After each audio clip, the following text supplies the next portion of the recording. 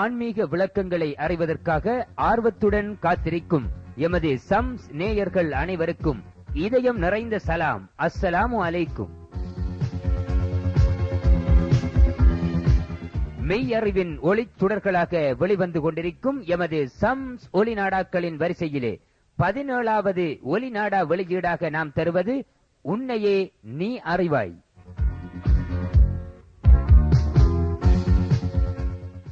காத்தான்குடி 5ஆம் குறிச்சி பழைய வீதியில் நடைபெற்ற மீலாத் பெருவிழாவின் போது பிரதம அதிதியாக கலந்து கொண்ட சம்சுல் உலமா மௌலவி அல்ஹாஜ் ஏ அப்துல் ரவுப் மிஸ்பாகி அவர்கள் ஆற்றிய ஆன்மீக உரை.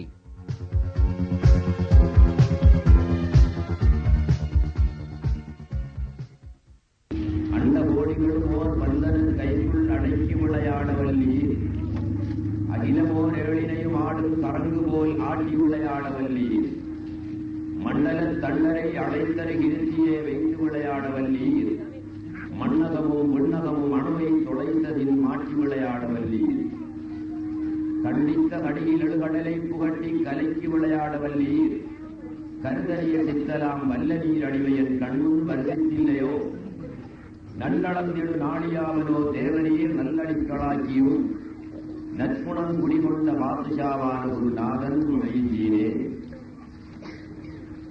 அல்ஹம்துலில்லாஹி அல்லதி தஜல்லா லிஇபாதிஹில் ஆரிஃபீன பிஸிஃபாத்திஹி வ அஸ்மாஇஹி வஸ்ஸலாத்து வஸ்ஸலாமு அலா சய்யிதினா முஹம்மதினில் மௌசூமி மின் ஜமீஇ ஸிமாத்திஹி وعلى آله وأصحابه وأزواجه وأهل بيته أما بعد.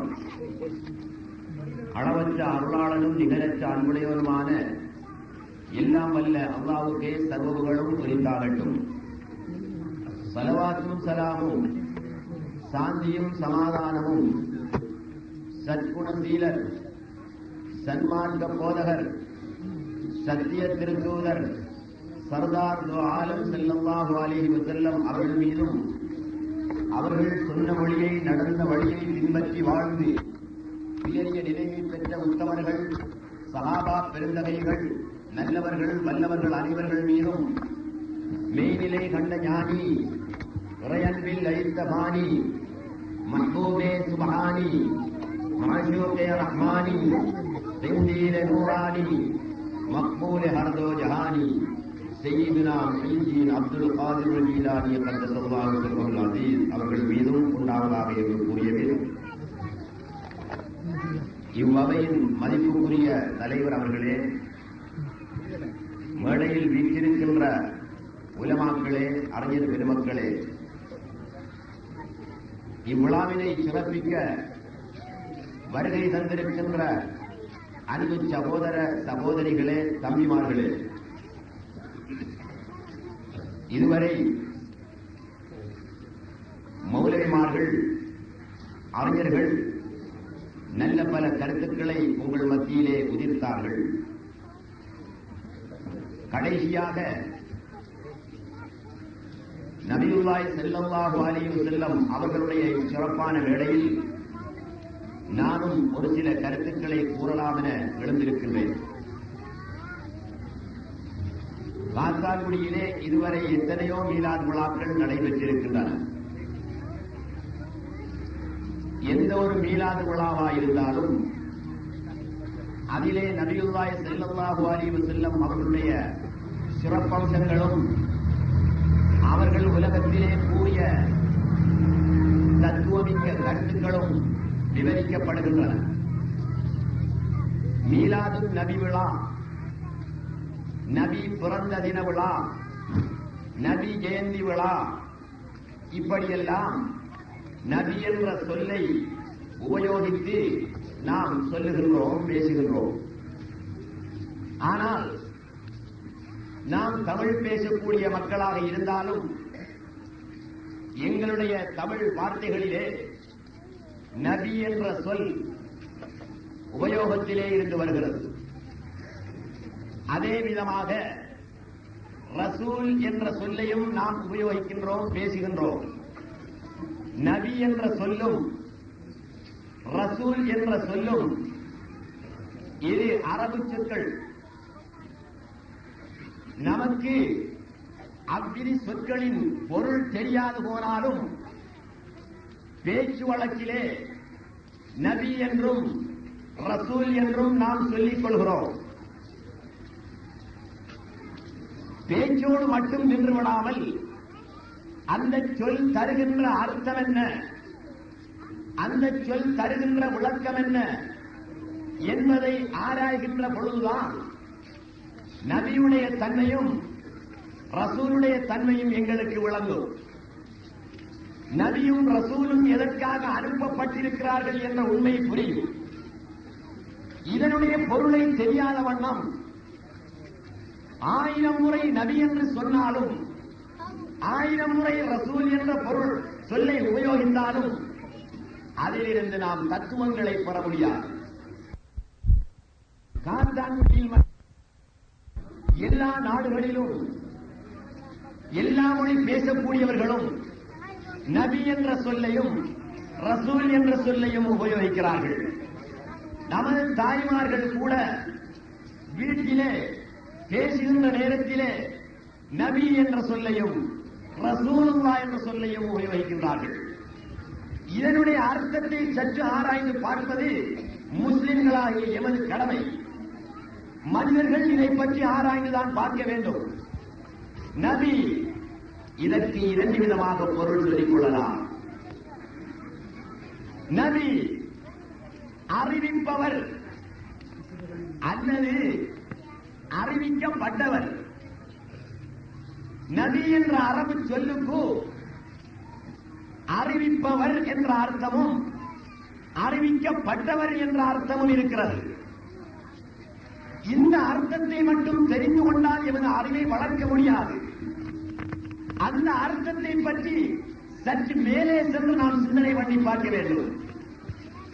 நபி அறிவிப்பவர், எதை அறிவிப்பவர் என்ற ஒரு கேள்வி அங்கே எழுகின்றது. நபி சொல்லி காட்டுபவர், எதை சொல்லி காட்டுபவர் என்ற ஒரு கேள்வி எழுகின்றது. நபி அறிவிக்கப்பட்டவர், எதை அறிவிக்கப்பட்டவர் என்ற ஒரு கேள்வி எழுகின்றது. நபி சொல்லி காட்டப்பட்டவர், எதை சொல்லி காட்டப்பட்டவர் என்ற ஒரு கேள்வியும் எழுகின்றது. இந்த கேள்விக்குரிய விடையை நாம் காண்பது எமது தலையாய கடமை. அப்பொழுதுதான் ரசூல் என்றால் யார், அவர் கொண்டு வந்த தத்துவம் என்ன, நபி என்றால் யார், அவர் கொண்டு வந்த நபி அறிவிப்பவர், அவர் சுயமாக அறிவிக்கின்றாரா அல்லது அவருக்கு அறிவிக்கும்படி உத்தரவு கிடைத்து அறிவிக்கின்றாரா? நபி என்பவர் இறைவனால் கிடைத்த உத்தரவின்படி அறிவிக்கின்றார், அறிவிக்கின்றவர். எதை அறிவிக்கின்றார், எதை அவர் அறிவித்தார்? லா இலாஹ இல்லல்லாஹ் என்பதை அறிவிப்பவர், குர்ஆனை அறிவிப்பவர், இஸ்லாத்தை அறிவிப்பவர், உண்மையான தத்துவத்தை அறிவிப்பவர். இதுதான் நபி என்ற சொல்லுக்கு அர்த்தம். அறிவிப்பவர் என்ற அர்த்தத்தை அதற்கு கொடுக்கின்ற பொழுது லா இலாஹ இல்லல்லாஹ் என்பதை அறிவிக்கின்றவர், ஏகத்துவத்தை அறிவிக்கின்றவர், இஸ்லாத்தை அறிவிக்கின்றவர், குர்ஆனை அறிவிக்கின்றவர் என்ற அர்த்தம் பிறக்கின்றது. அறிவிக்கப்பட்டவர் என்ற இடத்திலே நாம் சிந்தனை செய்து பார்ப்போம். லா இலாஹ இல்லல்லாஹ் என்பதை அறிவிக்கப்பட்டவர், குர்ஆனை அறிவிக்கப்பட்டவர், இஸ்லாத்தை அறிவிக்கப்பட்டவர், ஏகத்துவத்தை அறிவிக்கப்பட்டவர். அப்படியானால் நபி என்று எவர் வருகிறாரோ அவர் அறிவிப்பவராகவும் அறிவிக்கப்பட்டவராகவும் இருக்கிறார். எதை அறிவிக்கிறார்? சுருக்கமாக சொன்னால் லா இலாஹ இல்லல்லாஹ் என்பதை அறிவிக்கின்றார். எதை அறிவிக்கப்பட்டால்? சுருக்கமாக சொன்னால் லா இலாஹ இல்லல்லாஹ் என்பதை அறிவிக்கப்பட்டார். இது நபியின் பொருள், நபி என்ற சொல்லுக்குரிய பொருள். ரசூலை எடுத்துக் கொள்ளுங்கள். ரசூல் என்றால் தூதன், தூது கொண்டு வருபவன் என்பது அதனுடைய அர்த்தம். 313 ரசூல்மார்கள் உலகத்திலே அருளப்பட்டார்கள். நாம் ரசூல் என்ற சொல்லை உபயோகிக்கின்றோம், அதனுடைய பொருள் தெரியாதவர்களாக இருக்கிறோம்.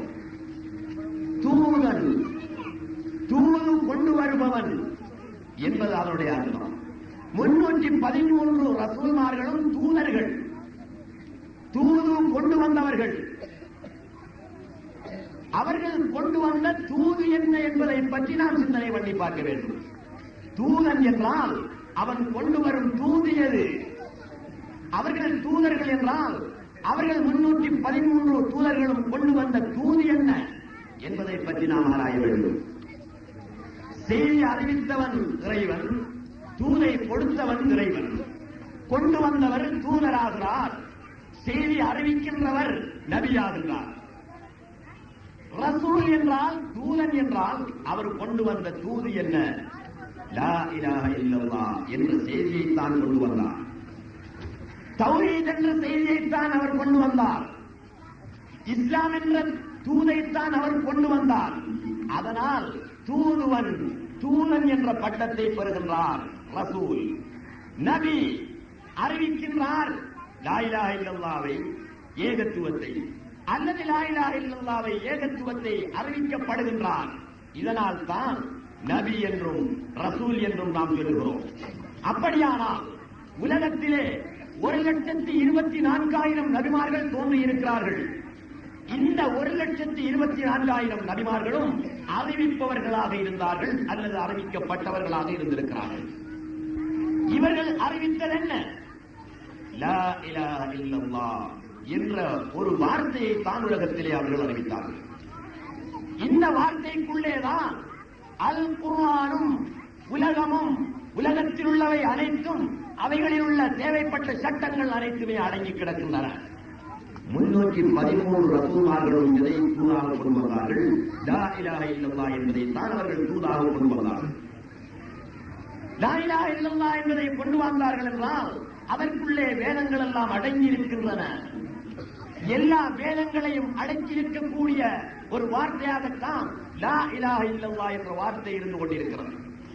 ஆதம் அலைஹிஸ்ஸலாத்து வஸ்ஸலாம் முதல் மனிதனாக இந்த பரந்த பூமியிலே படைக்கப்பட்டார்கள். ஆதி பிதா முதல் மனிதன் ஆதம் அலைஹிஸ்ஸலாத்து வஸ்ஸலாம் என்று நாங்கள் கூறுகிறோம். உண்மையில் ஆதம் தான் முதல் மனிதனாக இந்த பரந்த பூமியிலே படைக்கப்பட்டவர்கள். ஆதம் அலைஹிஸ்ஸலாத்து வஸ்ஸலாம் படைக்கப்பட்டு அவர்கள் நபியாக ஆக்கப்பட்டு அவர்கள் செய்த போதனை லா இலாஹ இல்லல்லாஹ். போதனை செய்ய வேண்டிய நிலைமை அங்கே இருந்தது. காரணம் என்னவெனில், ஆதம் அலைஹிஸ்ஸலாத்து வஸ்ஸலாம் முதல் மனிதனாக இந்த பரந்த பூமியிலே படைக்கப்பட்டிருக்கின்ற நேரத்தில் வேறு யாராவது மனிதர்கள் இருந்தார்களா? இல்லை. அதற்கு பின்னால் தான் ஆதமுடைய மனைவி என்று, எங்களுடைய தாய் என்று கூறப்படுகின்ற ஹவ்வா அலைஹிஸ்ஸலாத்து வஸ்ஸலாம் படைக்கப்படுகின்றார்கள். ஆதம் தனி மனிதனாக இந்த பரந்த பூமியிலே இருக்கின்றார். அதே நேரத்தில் உலகத்தில் சகலவிதமான மிருக வர்க்கங்களும் வாழ்ந்து கொண்டிருந்தன. ஆதம் அலைஹிஸ்ஸலாத்து வஸ்ஸலாம் அவர்களுடைய காலத்திலே இருந்த மிருகங்களில் எத்தனையோ வகை வகையான மிருகங்கள் இன்று மருவி போய்விட்டன, இல்லாமல் போய்விட்டன. இன்று இருக்கக்கூடிய மிருகங்களும் ஆதம் அலைஹிஸ்ஸலாத்து வஸ்ஸலாம் இந்த பூமியிலே படைக்கப்பட்ட நேரத்தில் இருந்துதான் இருக்கின்றன. ஆனால் மனித இனத்திலே ஆதம் அலைஹிஸ்ஸலாத்து வஸ்ஸலாம் அவர்கள் மட்டும்தான் முதல் மனிதனாக இருக்கிறார்கள். மற்றவையெல்லாம் மிருகங்களாக, பறவை இனமாக, மிருக வர்க்கமாக, ஊர்வன, பரப்பன இப்படியானவைகளாக படைக்கப்பட்டிருக்கின்றன. தாவர வர்க்கம் இருந்தது. மனித இனத்திலே இவர்கள் மட்டும்தான் இருக்கிறார்கள். இவர்களுக்கு வாழ்வதற்கென்று ஒரு கொள்கை தேவைப்படுகிறது. மிருகங்களுக்கு அந்த கொள்கை தேவையில்லை. மிருகங்களுக்கு பகுத்தறிவு இல்லை. அதனால் கொள்கை தேவையில்லை. ஒரு லட்சியத்திலே வாழ வேண்டும் என்ற ஒரு நியதி மிருகங்களுக்கு கிடையாது. ஆனால் மனிதனாக பிறந்த, மனிதனாக படைக்கப்பட்ட ஆதம் அலைஹிஸ்ஸலாத்து வஸ்ஸலாம் அவர்களுக்கு ஒரு கொள்கை தேவைப்பட்டது. வாழ்க்கையிலே பின்பற்றி நடப்பதற்கு ஒரு லட்சியம் அவருக்கு வேண்டும். அவருக்கு பகுத்தறிவு இருக்கிறது. மனிதனாக படைக்கப்பட்டிருக்கிறார். ஆகையினால் அவருக்கு ஒரு கொள்கை தேவை. என்ன கொள்கையை முதலிலே இறைவன் கொடுத்தான்? முதலில் கொடுக்கப்பட்ட கொள்கை என்ன? ஆதத்துக்கு முன்னால் எந்த ஒரு நபிமாரும் இல்லை, அவர்களுக்கு கொள்கை கொடுக்கப்படவும் இல்லை.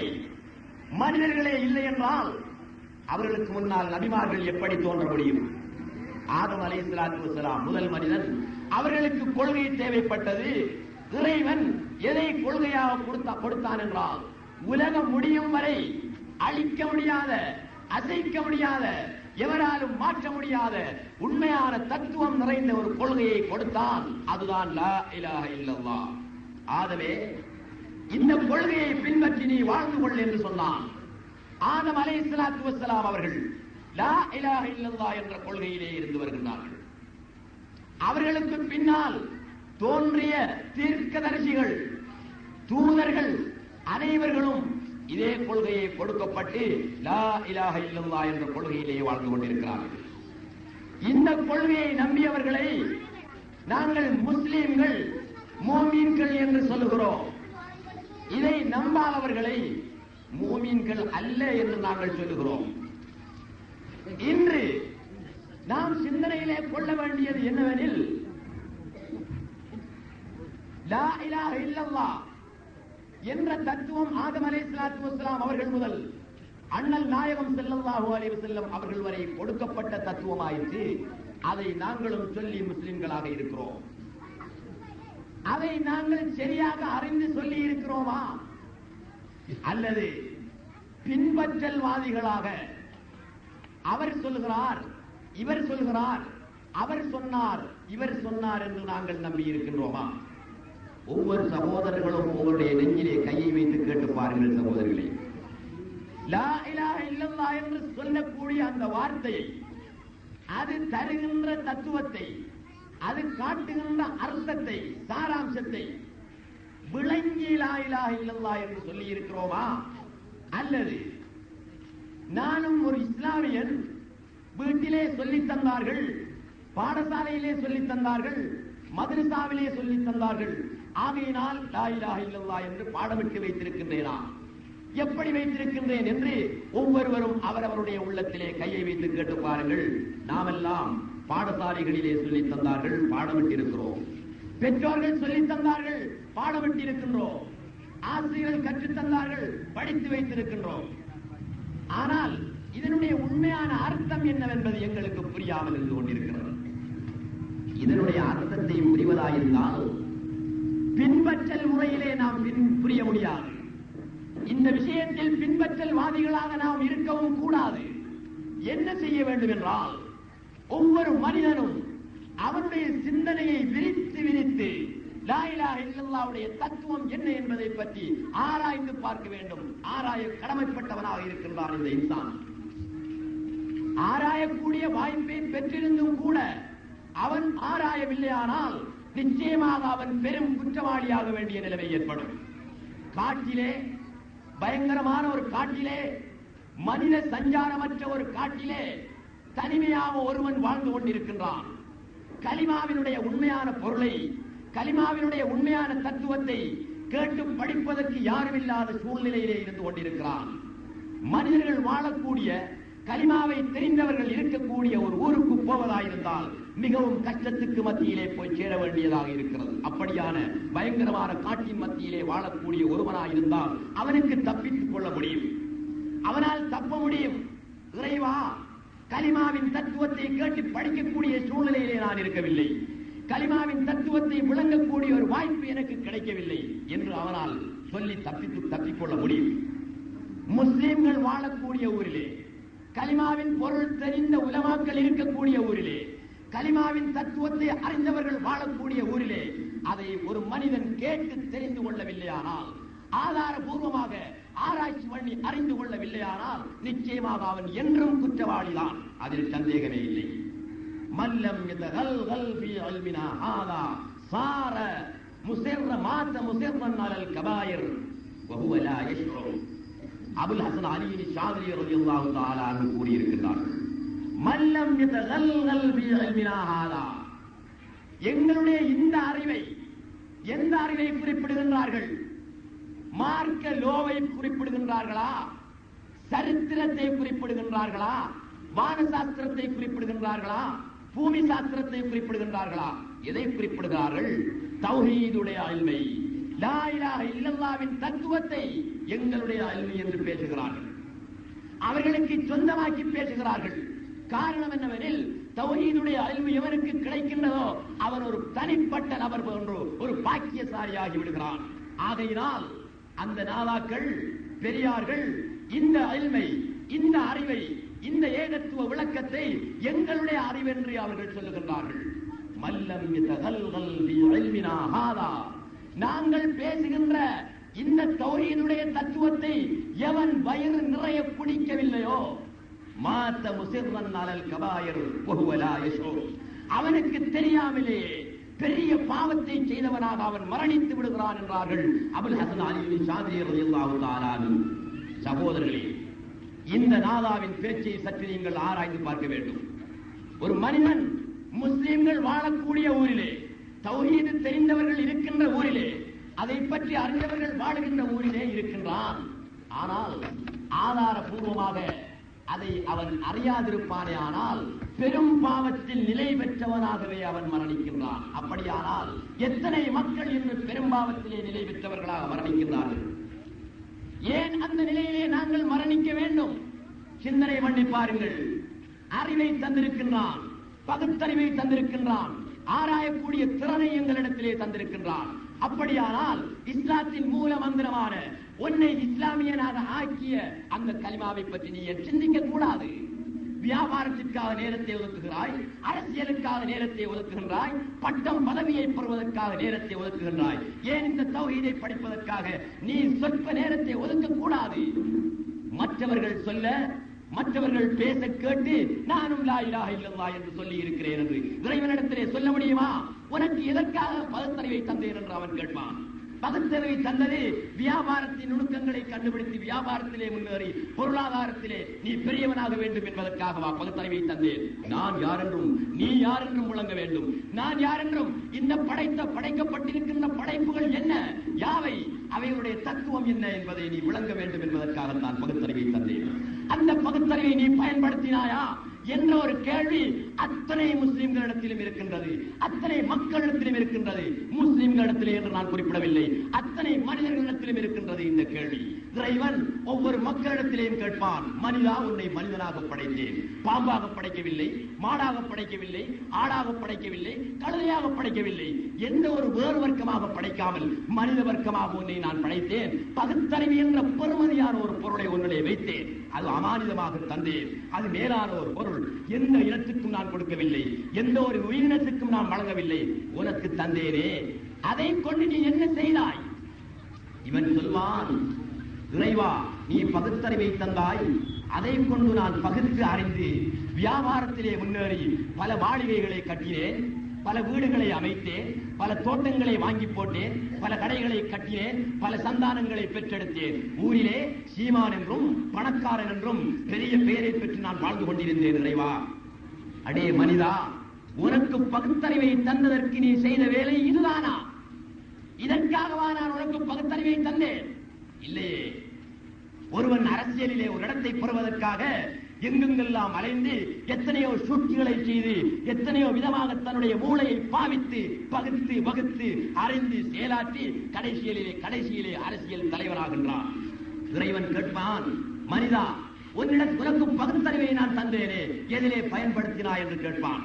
அதற்கு இவன் சொல்வான், நான் அரசியல் தலைவனாக வேண்டும் என்பதற்காக என்னுடைய அறிவை பூரணமாக பயன்படுத்தி உலகத்திலே அந்த பதவியை தட்டிக்கொண்டேன், பெற்றுக்கொண்டேன் என்று கூறுகையில் இறைவன் கேட்பான், இதற்காகவா அவனுக்கு பகுத்தறிவை தந்தேன்? இல்லையே. ஏன் உன்னுடைய பகுத்தறிவை நான் தந்ததிலே பயன்படுத்தவில்லை என்று கேட்பான். இப்படியாக தன்னுடைய பகுத்தறிவை எதிலே பயன்படுத்த வேண்டுமோ அதிலே பயன்படுத்தாத மக்கள் அனைவரும் தண்டனைக்குரியவர்களேதான். அப்படி பார்க்கின்ற பொழுது அன்பு சகோதரர்களே, சகோதரிகளே, தாய்மார்களே, லா இலாஹ இல்லல்லாஹ் என்ற கலிமாவின் தத்துவத்தை உணர்வதற்காக, அதனுடைய உண்மையான விளக்கத்தை அறிந்து கொள்வதற்காக 24 மணி நேரத்திலே எத்தனை மணித்தியாலத்தை நாங்கள் செலவிடுகிறோம் என்பதை ஒவ்வொருவரும் உங்களுடைய உள்ளத்திலே கையை வைத்து கேட்டு பாருங்கள். நம்மிடத்திலே தௌஹீது இல்லை, தௌஹீது கிடையவே கிடையாது. பேரளவிலே முஸ்லிம்களாக இருக்கிறோம், பேரளவிலே மூமிக்களாக இருக்கிறோம். இறைவனை பற்றி அறிவு எங்களிடத்திலே என்ன இருக்கிறது? யாரிடத்திலும் இல்லை, படித்தவனிடத்திலும் இல்லை, பாமரனிடத்திலும் கிடையாது. காரணம், இந்த அறிவை படித்தவர்கள் வளர்க்கவில்லை, படித்தவர்கள் மக்கள் மத்தியிலே போதிக்கவில்லை, படித்தவர்கள் மக்கள் மத்தியிலே சொல்லவில்லை. இதன் காரணத்தினாலேதான், படித்தவர்களின் காரணத்தினாலேதான் பாமர மக்கள் எல்லாம் மூடர்களாக, தௌஹீதுடைய அறிவு இழந்தவர்களாக, மிருகங்களாக காட்சி அளித்துக் கொண்டிருக்கின்றார்கள். படித்தவர்கள் காலத்துக்கு காலம் தேவைக்கேற்ப தௌஹீதை மக்கள் மத்தியிலே போதித்திருந்தால் இந்த நிலை உருவாகி இருக்குமா? உருவாகி இருக்க முடியாது. ஆனால் காத்தான்குடியிலே வாழ்ந்த எத்தனையோ மாபெரும் மேதைகள், அறிஞர்கள், பெரியார்கள் சொல்லித்தான் இருக்கின்றார்கள். சொன்ன நேரத்திலே அவர்கள் கொடுமைப்படுத்தப்பட்டிருக்கின்றார்கள், அவர்கள் தண்டிக்கப்பட்டிருக்கின்றார்கள். அதனால் மௌனிகளாக ஒடுங்கி இருந்திருக்கின்றார்கள், மௌனிகளாக ஒதுங்கி வாழ்ந்திருக்கின்றார்கள். அப்படி வாழ்ந்தவர்களில் ஒருவர்தான் என்னுடைய மதிப்புக்குரிய தந்தை என்பதை உங்கள் மத்தியிலே நான் சொல்லி வைக்க ஆசைப்படுகின்றேன். நான் இன்று என்ன தௌஹீதை, என்ன ஏகத்துவத்தை, என்ன கொள்கையை பேசுகின்றேனோ அதிலே அணுவும் பிசகாமல் கொள்கையை பேசி வந்தவர்கள் தான் என்னுடைய மதிப்புக்குரிய தகப்பனார் அவர்கள். அந்த கொள்கை தான் லா இலாஹ இல்லல்லாஹ் என்ற கொள்கை. இந்த கொள்கை என்ன சகோதரர்களே? லா இலாஹ இல்லல்லாஹ் என்றால் என்ன? அதை நாங்கள் ஆராய வேண்டும், அறிய வேண்டும், ஆதாரபூர்வமாக விளங்கிக் கொள்ள வேண்டும். அவர் சொன்னார், இவர் சொன்னார் என்பதற்காக நாம் நம்பியிருந்தால் அது ஆதாரபூர்வமான நம்பிக்கையாகவே முடியாது. எனவே முஸ்லிம்களாகிய நாம் மக்கள் நிச்சயமாக லா இலாஹ இல்லல்லாஹ்வினுடைய பொருளை சரியாக தெரிந்து கொள்ள வேண்டும். அதற்கு என்ன செய்ய வேண்டும்? வழி சொல்லி இருக்கிறார் நபி அவர்கள், வழிகாட்டி இருக்கின்றார்கள். லா இலாஹ இல்லல்லாஹ்வின் பொருளை நீ அறிய வேண்டுமா? உன்னை பார், வேறு எங்கும் போகாதே. லண்டனுக்கு போக தேவையில்லை, அமெரிக்காவுக்கு போக தேவையில்லை. நீ உன்னை பார், நீ நடக்கின்ற பூமியை பார், உன் தலைக்கு மேலுள்ள ஆகாயத்தை பார், நீ சாப்பிடுகின்ற உணவை பார், நீ குடிக்கின்ற நீரை பார், நீ பார்க்கின்ற ஒளியை பார், நீ கேட்கின்ற ஒலியை கவனி. இவையெல்லாம் லா இலாஹ இல்லல்லாஹ்வின் தத்துவத்தை தான் உணர்த்திக் கொண்டிருக்கின்றது. லா இலாஹ இல்லல்லாஹ்வினுடைய உண்மையான கருத்தை தான் இவை அத்தனையும் உணர்த்தி நிற்கின்றன. எனவே உலகத்திலே நீ எந்த பொருளை பார்த்தாலும் லா இலாஹ இல்லல்லாஹ்வினுடைய தத்துவம் அங்கே தொனிக்கின்றது. அதை நிச்சயமாக நாம் கண்டுகொள்ள முடியும். அது எப்படி சகோதரர்களே? நபியுல்லாஹி ஸல்லல்லாஹு அலைஹி வஸல்லம் வழிகாட்டினார்கள். தஃபக்கரு ஃபீ ஹல்கில்லாஹ் வலா தஃபக்கரு ஃபீ ذاتில்லாஹ். தஃபக்கரு ஃபீ ஹல்கில்லாஹ் வலா தஃபக்கரு ஃபீ ذاتில்லாஹ். ஏன் சொன்னார் நாயகம்? சிந்தனை பண்ணி பார்த்தீர்களா? நாயகம் என்றால், நபி என்றால் என்னையும் உங்களையும் போன்றவர்கள் அல்லர், அவர்கள் மேலானவர்கள். இறைவனுடைய உத்தரவை பெற்று பேசக்கூடிய மனித புனிதர் நபி. அவர்கள் என்ன சொன்னார்கள்? புக்களை பற்றி சிந்தியுங்கள், பிரபஞ்சத்தை பற்றி சிந்தியுங்கள், ஆழத்தை பற்றி சிந்தியுங்கள், ஆழத்தில் உள்ள அனைத்தையும் பற்றி சிந்தியுங்கள். அது பன்றியாக இருக்கட்டும், நாயாக இருக்கட்டும், நீ கழிக்கின்ற மரமாக இருக்கட்டும், அல்லது நீ கழிக்கின்ற சலமாக இருக்கட்டும், எதுவாயிருந்தாலும் அவையெல்லாம் இறைவனின் படைப்புகளே.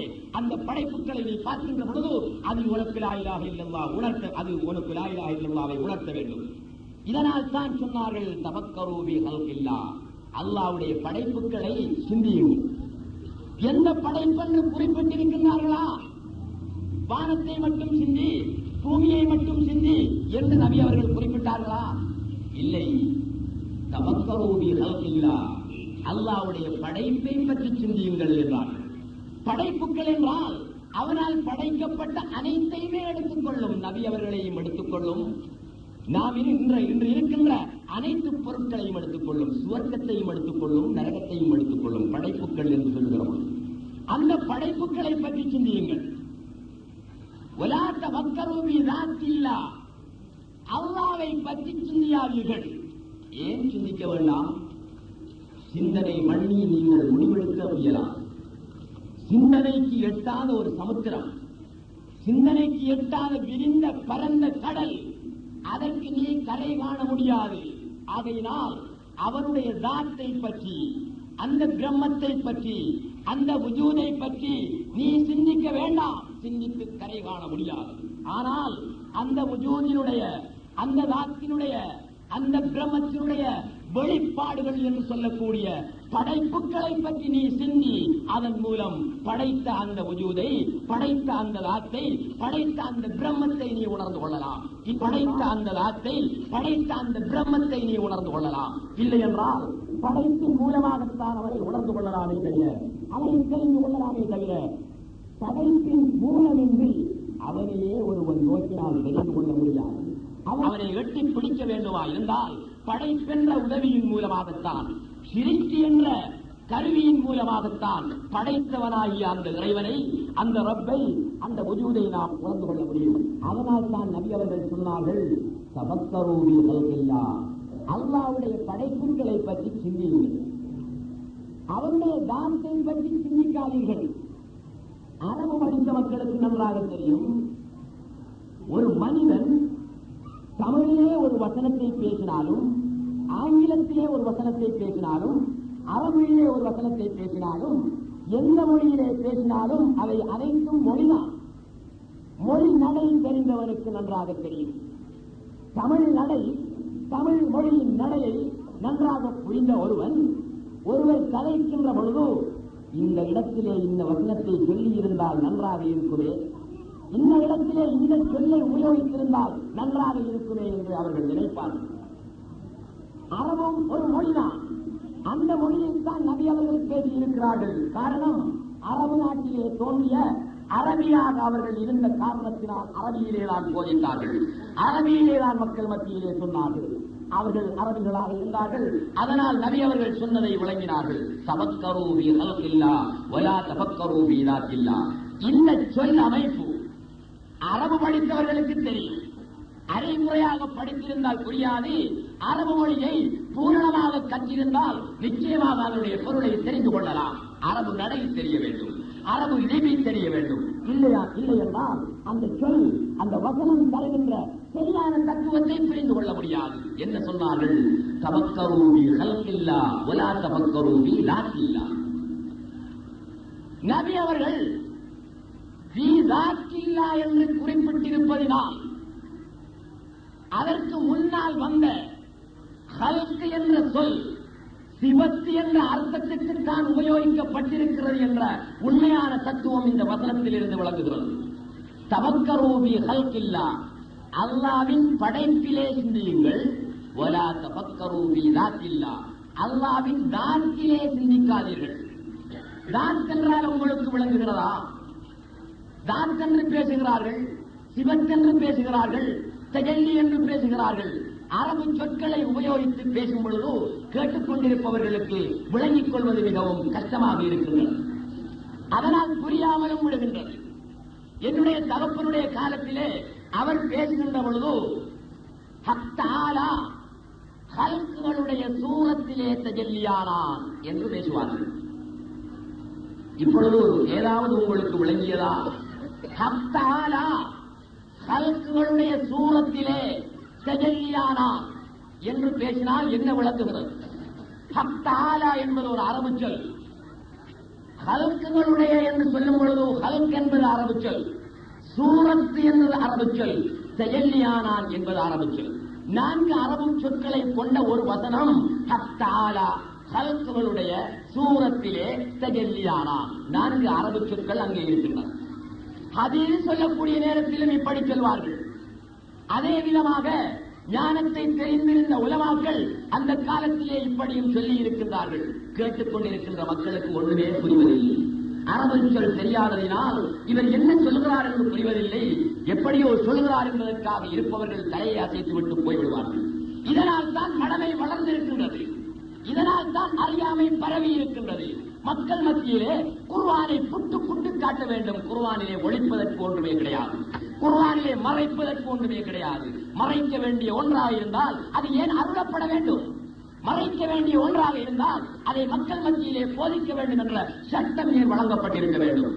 மறைப்பதற்கு ஒன்றுமில்லை, ரகசியமாக செல்வதற்கு ஒன்றுமில்லை. ஆனால் அன்று வாழ்ந்த பெரியார்கள், நாதாக்கள் ஒரு சில காரணங்களை அடிப்படையாக வைத்து இப்படியான தௌஹீதுடைய அறிவை ரகசியமாக போதித்து வந்த காரணத்தினால் இன்று தௌஹீதுடைய அறிவு தெரியாத ஒரு நிலை உருவாகிவிட்டது. சகோதரர்களே, சிந்தியுங்கள். தாத் என்றால் என்ன? அரபு சொல், அதை நீங்கள் தெரிந்து கொள்ள வேண்டும். தாத் என்றால் சரியான தமிழிலே அதற்கு சொல்வார்கள். உதாரணமாக நான் சொல்கிறேன், அதை சொன்னாலும் புரியாது என்று நினைக்கிறேன். இதற்கு தாத் என்று சொல்வார்கள். இதோ கையிலே நான் பிடித்துக் கொண்டிருக்கின்றேனே, இதற்கு தாத் என்று சொல்வார்கள். இதற்கும் பெயர் என்ன என்று கேட்டால் கண்ணாடி கூடு என்று சொல்வார்கள். கண்ணாடி கூடு என்பது இதனுடைய பெயர். கண்ணாடி கூடு என்பது அதன் தாத் அல்ல, அது இந்த தாத்துக்கு உரிய பெயராக இருக்கிறது. இதற்கு தாத் என்று சொல்லப்படும். இது ஒலிவாங்கி என்று பெயர். இதற்கு ஒலிவாங்கி என்ற பெயருக்கு ஒரு தாத் இருக்க வேண்டும். அது என்ன? இதோ எங்களுடைய கண்ணுக்கு தெரிந்து கொண்டிருக்கிறது இந்த அமைப்பு. இதற்கு தாத் என்று நாம் சொல்கிறோம். ஒலி வாங்கி என்பது அந்த தாத்துக்குரிய பெயராக இருக்கிறது. அதேபோல் இதோ இருக்கின்றது மலர். மலர் என்பது பெயர் தான். அந்த மலர் என்ற பெயருக்கு உரிய தாத்தியது என்றால் இதோ இருக்கின்றதை காட்டுவோம், இதுதான் தாத்தி என்று சொல்வோம். உலகத்திலே ஒவ்வொரு பொருளுக்கும் தாத்து உண்டு. உங்களுக்கும் தாத்து உண்டு, எனக்கும் இதோ தாத்து இருக்கிறது. ஆனால் இறைவனுக்கும் தாத்து உண்டு, நம்ப வேண்டும். எப்படியானதா? யாராலும் எப்படி என்று வர்ணிக்க முடியாததான். கருப்பா, சிவப்பா, வெள்ளையா, பச்சையா, நீலமா, கட்டையா, நெட்டையா, பெருத்தவனா, மெலிந்தவனா, உடைந்தவனா, எப்படி என்று எவருடைய சிந்தனையாலும் கட்டுப்படுத்த முடியாத, கணக்கிட முடியாத, அளந்து விட முடியாத, எல்லைக்கு அப்பாற்பட்ட ஒரு தாத்து உண்டு. அது படைப்புகளுடைய தாத்தை போன்றது அல்ல, பூவினுடைய தாத்தை போன்றது அல்ல, இந்த ஒளிவாங்கியின் தாத்தை போன்றது அல்ல. ஆனால் தாத்து உண்டு என்று நம்ப வேண்டும். அந்த தாத் எவராலும் கட்டுப்படுத்த முடியாத ஒரு தாத்து இருக்கிறது. அந்த தாத்திலிருந்து ஏற்படக்கூடிய தன்மைக்கு சிபத்து என்று சொல்வார்கள். ஒரு தாத்திலிருந்து ஏற்படக்கூடிய தன்மைக்கு சிபத்து என்று சொல்வார்கள். உதாரணமாக ஒன்றை சொல்கிறேன். இது ஒலிவாங்கி, இதனுடைய தாத் நீங்கள் பார்த்துக் கொண்டிருக்கின்றீர்களே, இந்த அமைப்பு, இதுதான் இதனுடைய தாத். இந்த தாத்துக்கு எல்லை உண்டு, கட்டுப்பாடு உண்டு, அளவு உண்டு. நிறுத்து விடலாம், அளந்து விடலாம், கட்டுப்படுத்தி விடலாம், வெள்ளையா, கருப்பா, சிவப்பா என்று கணித்து விடலாம். அல்லாஹ்வின் தாத்தை அப்படி கணிக்க முடியாது. அப்படியான ஒரு தாத்து உண்டு என்று நம்புங்கள். அந்த தாத், அதிலே பல கோடி வகையான சிபத்துக்கள் இருக்கின்றன, கோடிக்கணக்கான தன்மைகள் இருக்கின்றன. அந்த தன்மைகளையும் எவராலும் அளந்து கணித்து விட முடியாது. அந்த தாத்தை அளக்க முடியாதது போல், அந்த தாத்தை மட்டுப்படுத்த முடியாதது போல், அந்த தாத்திலிருந்து உண்டாகக்கூடிய தன்மைகளையும் இவ்வளவுதான் என்று எந்த ஒரு நபராலும் அளந்து மட்டுப்படுத்திவிட முடியவே முடியாது. அதை சிவத்து என்று சொல்வோம், தன்மை என்று சொல்வோம். அந்த தாத்திலிருந்து உண்டாகக்கூடிய தன்மை என்று சொல்வோம். இதோ ஒலிவாங்கி, இந்த ஒலிவாங்கி அதனுடைய தாத்து இதுதான். ஒலிவாங்கி என்பது அதனுடைய பேரு தான். இதனுடைய சிவத்து என்ன? இதனுடைய தன்மை என்ன? வெட்டுகிறதா, குத்துகிறதா, சுடுகிறதா, அறுக்கின்றதா? என்ன தன்மை? இதனுடைய சிவத்து என்ன? சப்தத்தை வாங்கி, ஒலியை வாங்கி பெரிதாக கொடுக்கின்ற தன்மை. சப்தத்தை இழுத்து அதை பெரிதாக காட்டக்கூடிய ஒரு தன்மை, இதுதான் இதனுடைய சிவத்து என்று சொல்கிறோம். அப்படியானால் சிவத்தென்பதும் தாத்தென்பதும் உங்களுக்கு விளங்கி இருக்கும் என்று நான் நினைக்கிறேன். இதை நீங்கள் விளங்கினால் அதை சரியாக உங்களுடைய உள்ளத்திலே பதித்துக் கொள்ளுங்கள். இதுதான் தாத், இதுதான் சிவன்.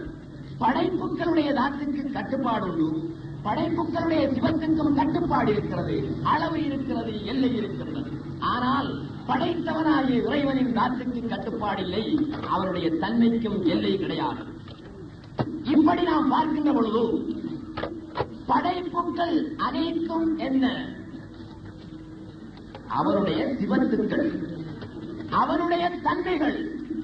அந்த தன்மைகளைத்தான் படைப்புகள் என்று நாங்கள் சொல்கின்றோம். ஒலி வாங்கியில் ஒலி வாங்கும் தன்மை உண்டு, ஒலிவாங்கும் தன்மையை ஒலிவாங்கியிலிருந்து பிரித்து வேறாகி எடுக்க முடியுமா? யாருக்காவது முடியுமா சகோதரர்களே? தத்துவம் பொய்யாகிவிடும், தத்துவம் புரண்டுவிடும். ஹகாயக்குல் அஷ்யாஇ சாபிதத்துன் இன்கிலாபுல் ஹகாயத் முஹாலுன். தத்துவம் புரள முடியாது. தத்துவம் என்ன தெரியுமா? பொது தத்துவம் நான் சொல்கிறேன். குர்ஆனுக்கும் ஹதீஸுக்கும் பகுத்தறிவுக்கும் ஆராய்ச்சிக்கும் விஞ்ஞானத்துக்கும் பொருத்தமான ஒரே தத்துவம், ஒரு தாட்டில் இருக்கின்ற சிவத்தை அந்த தாட்டை விட்டும் ஒரு வினாடி நேரமும் பிரிக்க முடியவே முடியாது. பிரித்தெடுக்க யாராலும் முடியாது, பிரியவும் மாட்டார். அப்படியானால் இந்த ஒலிவாங்கியில் ஒலிவாங்கும் தன்மை உண்டு. ஒலிவாங்கும் தன்மை என்பதுதான் இந்த ஒலிவாங்கியின் சிவத்து தன்மை. ஒலிவாங்கும் தன்மையை இந்த ஒலிவாங்கியிலிருந்து பிரித்து ஓராக எடுக்க முடியுமா? முடியாது. இன்னொரு உதாரணத்தை சொல்கிறேன். கத்தி. கத்திக்கு கத்தி என்பது பெயர், அந்த அமைப்புக்கு தாத்தி என்பது பெயர். அமைப்பு தாத்தி என்றால், கத்தி என்பதின் பெயர் என்றால், அந்த கத்தியின் சிவத்தி என்ன? அந்த கத்தியின் தன்மை என்ன? வெட்டும், அறியும், அறுக்கும். அறுக்கும் தன்மை, வெட்டும் தன்மை, அறியும் தன்மை. இதுதான் கத்திக்குரிய சிவத்து, கத்திக்குரிய தன்மை. அப்படியானால் கத்தி என்ற அந்த தாத்திலிருந்து அந்த கத்தியின் தன்மை ஆகிய சிவத்தை பிரித்தெடுக்க முடியுமா? வெட்டக்கூடிய தன்மையை கத்தியிலிருந்து வேறாக்கி எடுக்க முடியுமா? முடியவே முடியாது. இன்னொரு உதாரணத்தை சொல்கிறேன். ஒரு கட்டையான மனிதனை பார்த்து அரபியிலே சொல்வார்கள் ஆதா கசீர் என்று சொல்வார்கள். இவன் கட்டையன். கட்டையன் என்பது அவனுக்குரிய ஒரு வஸ்பு, ஒரு சிவத்தாக இருக்கிறது. கட்டையன் என்ற அந்த தன்மையை அந்த மனிதனை விட்டு பிரித்தெடுக்க முடியுமா? எப்படி பிரித்தெடுப்பது? ஆளைத்தான் கொலை செய்ய வேண்டும். நெட்டையன், ஒருவன் நெடியவனாக இருக்கிறான், அவனை நெட்டையன் என்று சொல்லுகிறோம். நெட்டையன் என்ற தன்மையை அவனை விட்டு பிரித்து வேறாக்கி எடுக்க முடியுமா? முடியாது. கல்கண்டு துண்டு கையிலே இருக்கிறது, அதிலே இனிமை இருக்கின்றது. அந்த துண்டுக்கு கல்கண்டு என்று பெயர் சொல்கிறோம், அந்த அமைப்புக்கு தாத்தி என்று சொல்கிறோம். அதிலிருந்து கிடைக்கக்கூடிய தன்மை என்ன? அதிலிருந்து கிடைக்கக்கூடிய சிவத்தி என்ன என்று யோசித்தால், ஆராய்ந்து பார்த்தால், இனிப்பு என்பது அதனுடைய தன்மை. இனிப்பை அதை விட்டு பிரித்தெடுக்க முடியுமா? முடியாது. இவற்றை எல்லாம் எதற்காக சொல்கிறேன் என்றால், அத்தாலாவுக்கு ஒரு தாத்து உண்டு. அந்த தாத்தின் சிவத்துக்கள் எத்தனை என்றால் கோடானும் கோடி சிவத்துக்கள். கத்திக்கு 3 சிவத்தென்றோம், ஒரு மலருக்கு மனத்தை தருவது ஒரு சிவத்தென்று சொல்கிறோம். இப்படி சிறுக்கிகளுக்கு குறிப்பிட்ட சிவத்துக்கள் இருக்கின்றன, குறிப்பிட்ட தன்மைகள் இருக்கின்றன. ஆனால் பக்தி என்று சொல்கிறோமே அல்லாஹ், அந்த கடவுள், அந்த வஜூத், அந்த பிரம்மம், அந்த தாத், அதற்கு உள்ள சிவத்துக்கள் தன்மைகள் எத்தனை என்று கேட்டால் யாராவது கணக்கிட்டு கூற முடியுமா? கணக்கிட முடியாத கோடானு கோடி சிவத்துக்கள் இருக்கின்றன. சிவத்துக்கள் என்று எதை குறிப்பிடுகிறோம் என்றால், அவனுடைய படைப்புகள் அனைத்தும் சிவத்துக்கள் தான். நன்றாக ஆராய்ந்து பாருங்கள். அவனால் படைக்கப்பட்டிருக்கின்ற மனிதனோ மலையோ மரமோ கடலோ எதுவானாலும் சரியே, அத்தனை படைப்புகளும் அவருடைய சிவத்துக்களாக இருக்கின்றன.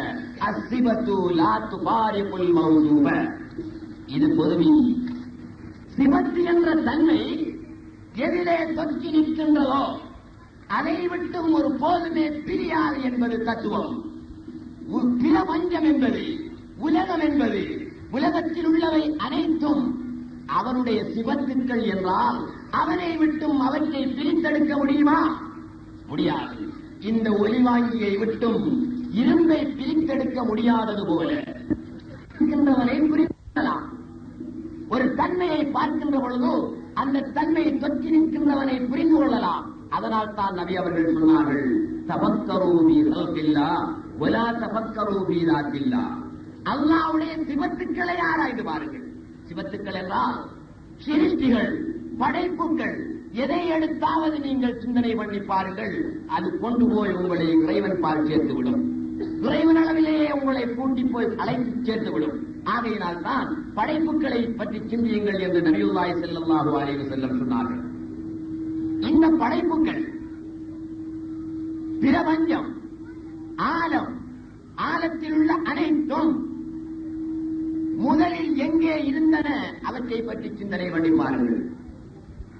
நானும் நீங்களும் இந்த பிரபஞ்சமும் பிரபஞ்சத்தில் இருக்கின்ற அனைத்துமே அத்தனையும் ஒரு இடத்திலே இருந்தது. எங்கே இருந்தது என்றால் பிரம்மம் என்று சொல்கிறார்கள் தமிழிலே, அரபியிலே வுஜூதி என்று சொல்கிறார்கள், தாத்தி என்று சொல்கிறார்கள், மூலப்பொருள் என்று சொல்கிறார்கள்.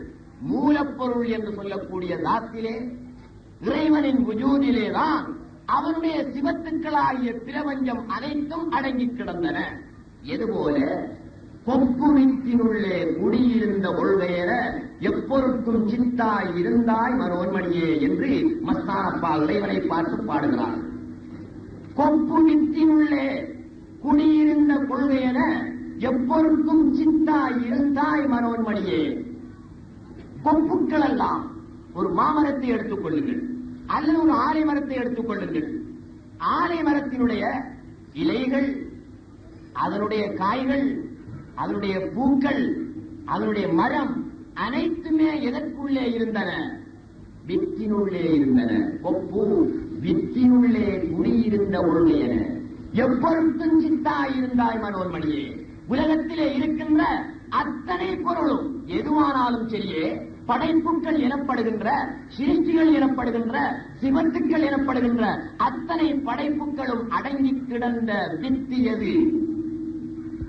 தாலாவுடைய தான் என்ற வித்துத்தான். அந்த வித்துக்குள்ளே நாம் எல்லாம் அடங்கி கிடந்தோம். அடங்கி கிடந்த எம்மை அவனுக்கு ஆசை ஏற்பட்ட காரணத்தினால் வெளியே தள்ளிவிட்டிருக்கின்றான். போய் வா என்று அதை சொல்கின்றான். குந்து கந்தன் மப்பியன்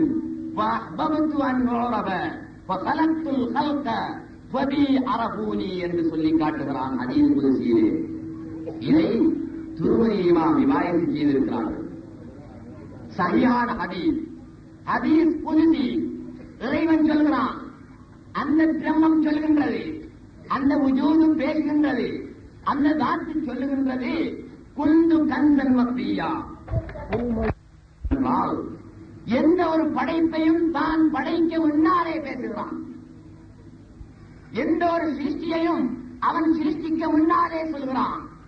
நபி அவர்களுடைய ஒளியும் படைக்கப்படவில்லை, அதற்கு முன்னாலே சொல்கிறான். ஆதமும் படைக்கப்படவில்லை, அதற்கு முன்னாலே சொல்கிறான். பூமியும் படைக்கப்படவில்லை, படைப்பென்ற எதுவுமே இல்லாத நிலையில் சொல்லுகின்றான். குந்து கந்தன் மப்பியா, மறைந்த பொக்கிஷமாக நான் இருந்தேன். மறைந்த பொக்கிஷம் என்று சொல்லும் பொழுது அவனை ஏதோ மறைத்திருந்தது என்பது அர்த்தமல்ல. யாருக்கும் தெரியாத ஒரு பொக்கிஷம், அறிவதற்கு யாரும் இல்லாத நிலை, அதை அப்படி சொல்லுகின்றான். அறிவதற்கு யாரும் இல்லாத நிலையில் நான் ஒரு பொக்கிஷமாக இருந்தேன். நான் அறியப்பட வேண்டும் என்று விரும்பினேன். சிருஷ்டிகளை நான் சிருஷ்டித்தேன். நான் அவ்வாறு செய்ததினால் என்னை தெரிந்து கொண்டார்கள் இந்த சிருஷ்டிகள் என்று அல்லாஹ் சொல்லுகிறான். அப்படியானால் நாம் அனைவரும், படைப்புகள் அனைத்தும் அந்த தாத்துக்குள்ளே தான் இருந்தோம். எப்படி இருந்தோம் தெரியுமா? பிரிக்க முடியாத, உருவமற்றவர்களாக, கட்டுப்பாடு அற்றவர்களாக, நெட்டை குட்டை என்று வர்ணிக்க முடியாதவர்களாக அதனுள்ளே நாங்கள் அடங்கி கிடந்தோம். எதுபோல இதோ காற்று இருக்கிறது. இந்த காற்றிலே எத்தனையோ சத்தங்கள் எல்லாம் உலாவிக் கொண்டிருக்கின்றன.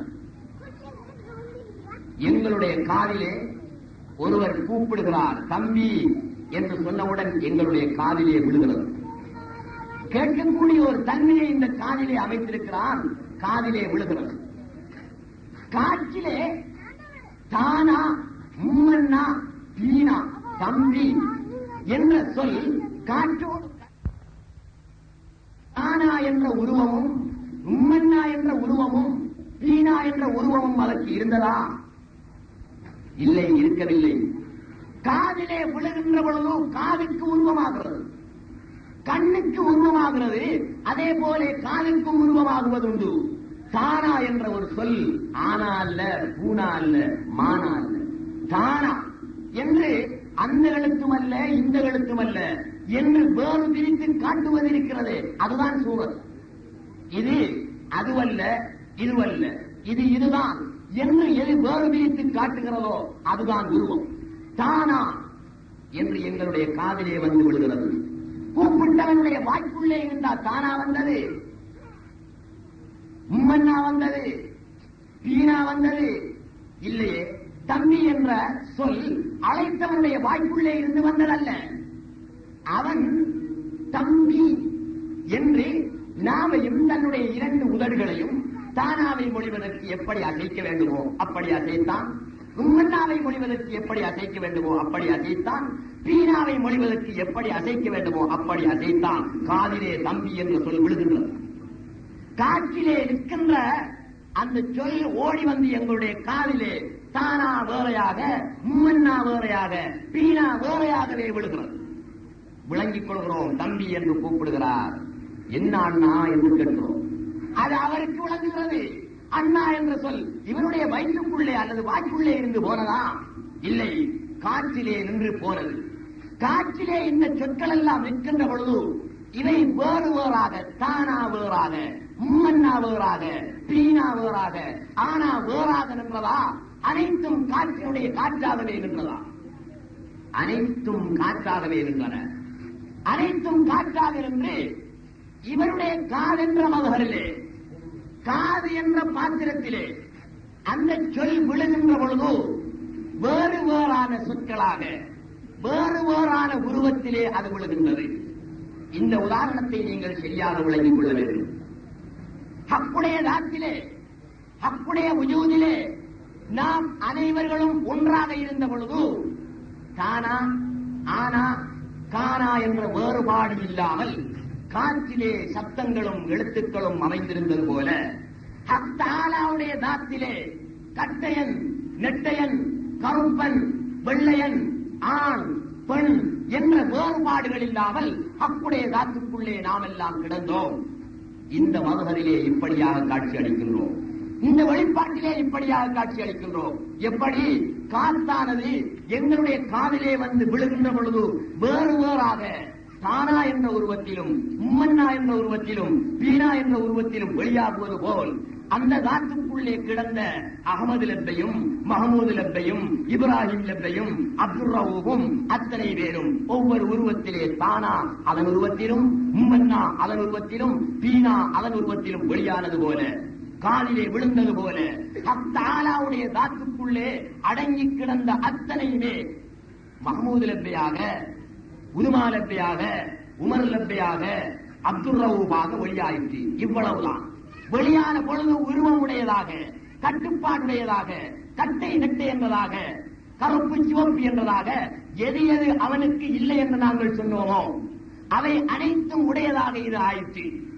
காற்றோடு கலந்து காற்றாக மட்டும் நிற்கின்ற பொழுது எதையாவது பிரித்தறிய முடிந்ததா? இவ்விடத்திலே தம்பி என்று சொல் சுற்றிக் கொண்டிருக்கிறது, இவ்விடத்திலே அண்ணா என்று சொல் சுற்றிக் கொண்டிருக்கிறது, இவ்விடத்தை அவர் பேசியது சுற்றிக் கொண்டிருக்கிறது. அதில் இன்ன எழுத்து என்று யாராலும் வேறுபடுத்தி காட்ட முடியுமா? ரேடியோ நிலையம் கொழும்பிலே இருக்கிறது. அங்கிருந்து பேசுகின்றார். காத்தான்குடியிலே வீட்டிலே கருவியை வைத்திருக்கின்றோம், வானொலி பெட்டியை திருப்புகிறோம், அதிலே விழுகிறது. கொழும்பிலே இருந்துதானே கலைக்கின்றார். நமது வீட்டிலே இருக்கின்ற வானொலி பெட்டிக்குள்ளா இருந்து கலைக்கிறார்? இல்லையே. அவர் கொழும்பில் கலைக்கின்ற அந்த வார்த்தைகள் எல்லாம் காற்றிலே வருகின்றன. காற்றிலே வருகின்ற பொழுது அதை இலங்கை ஒலிபரப்பு கூட்டுத்தாபனம் என்று சொன்னார் என்றால் காற்றிலே ஈனா தானா அங்கன்னா கையன்னா அப்படியே வருகிறது என்பது அர்த்தமா? இல்லை, காற்றுத்தான்.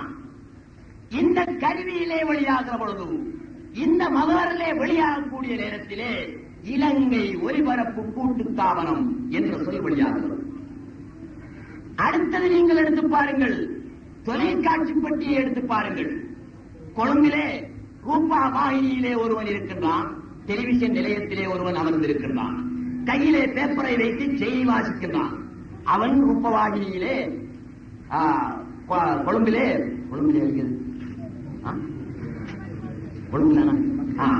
அதாவது அங்க உள்ள டெலிவிஷன் நிலையத்திலே இருந்து கொண்டு பேப்பரை கையிலே வைத்து வாசிக்கின்றான். அவனுடைய உருவத்தை, அவனுடைய தோற்றத்தை நாம் இங்கே பார்க்கிறோம். எங்களுடைய வீட்டிலே வைத்திருக்கின்ற டெலிவிஷன் பட்டியலே, தொலைக்காட்சி பட்டியலே அந்த உருவத்தை பார்க்கின்றோம். சகோதரர்களே, நீங்கள் இங்கே சிந்தனை பண்ணி பார்க்க வேண்டியது என்னவெனில், நீங்கள் ஆராய்ந்து பார்க்க வேண்டியது என்னவெனில், அங்கே இருந்து பேப்பரை பிடித்துக் கொண்டு வாசிக்கக்கூடியவனுடைய உருவம் எமது வீட்டிலே இருக்கின்ற வானொலி பெட்டியிலே தெரிகிறது. உருவத்தில் மாற்றம் இருக்கிறதா? அப்படியே தெரிகிறது. மதியழகன் செய்தி சொல்கிறான் என்றால் மதியழகனே தெரிகிறது டெலிவிஷனிலே. எந்த விதமான வித்தியாசத்தையும் காணவில்லை. அவனுடைய உருவம் இந்த பெட்டிக்குள்ளே எப்படி வந்தது? பெட்டிக்குள்ளா குந்திக் கொண்டிருக்கிறான். அப்படியானால் எத்தனை மதியழகன் வேணும் இந்த உலகத்தில்? ஒருவன் தான். எத்தனையோ டெலிவிஷன்ல, எத்தனையோ ஒளிப்பதிவு, அதாவது ஒளிபரப்பு கருவிகளிலே எப்படியோ எல்லாம் காட்சி அளிக்கின்றான். அவனுடைய உருவம் காத்தாங்குடிக்கு எப்படி வந்தது? சிந்தனை பண்ணி பாருங்கள். ஒளி உள்ளடக்கி இருக்கின்ற உருவங்களை அந்த பட்டியலே கட்டுப்படுத்தி காட்டுகின்றது. ஒளிபரப்பு, அந்த ஒளிக்குள்ளான் மதியழகனும் கிடக்கின்றான், மங்கையர்க்கரசியும் அதற்குள்ளான் கிடக்கின்றாள். அத்தனை பேரும் எவர் டெலிவிஷனிலே கலந்து கொள்கிறார்களோ, டெலிவிஷன் காட்சி கொடுக்கின்றார்களோ, அவர்கள் எல்லாம் அந்த ஒளிக்குள்ளே கட்டுப்பட்டுத்தான் வருகின்றார்கள். ஒளிக்குள்ளே கட்டுப்பட்டிருக்கின்ற நேரத்தில் குறிப்பிட்ட உருவமில்லை, குறிப்பிட்ட அமைப்பில்லை, கட்டுப்பாடில்லை, எதுவுமே அற்ற தனி ஒளிமயம்தான். மேடையில் ஏற்பட்ட மின்சார கோளாறு காரணமாக சம்சுல் உலமா அவர்களின் இந்த ஆன்மீக உரையை